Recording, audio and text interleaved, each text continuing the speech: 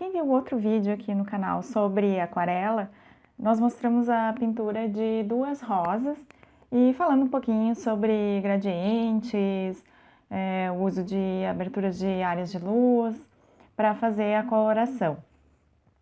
Bom, quando a gente vai fazer uma estampa, geralmente com algumas, claro que vocês podem ter quantos elementos vocês quiserem, mas com duas flores principais, vamos dizer assim, maiores, mais uma ou duas menores e algumas folhinhas, a gente já consegue fazer um módulo bastante diversificado.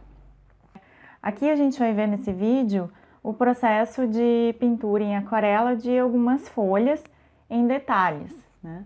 No último vídeo das flores a gente também finalizou com o exemplo de uma folha bastante manchada, que é uma técnica muito legal, que tem um efeito lindo da aquarela, mas a gente também pode querer fazer algo mais detalhado, com texturas, né?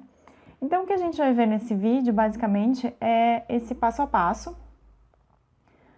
onde a gente começa com uma camada úmida, né, com papel úmido, e uma primeira aguada, já abrindo as áreas de luz, onde terão os veios e outras áreas iluminadas que vocês queiram.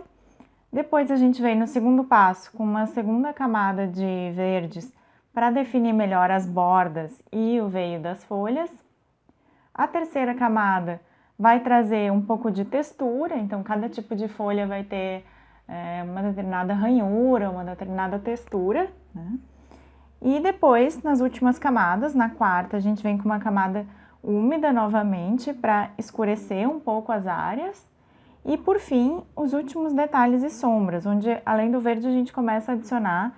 Aqui, por exemplo, eu fiz as sombras utilizando um verde bem escuro e um pouco de vermelho. Então ela dá esse tom mais amarronzado, né, para fazer os detalhes dos veios e as sombras das bordas.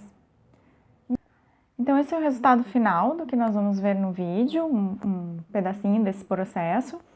E o resultado vocês podem observar que ele tem folhas bastante detalhadas, né? Claro que a gente ainda tem algumas áreas mais manchadas, que é uma própria característica da aquarela, mas a gente consegue perceber os veios, os detalhes da folha, da borda, né? E é isso que a gente vai trabalhar. E para formar uma estampa, assim, com algumas flores que nós mostramos no outro vídeo, e duas ou três flores, e alguns elementos como folhas, botões, elementos menores, nós já conseguimos fazer uma composição para constituir um módulo e um rapport que se torne bem fluido, que tenha bastante continuidade e contiguidade na estampa. Então vamos assistir um pouquinho do processo.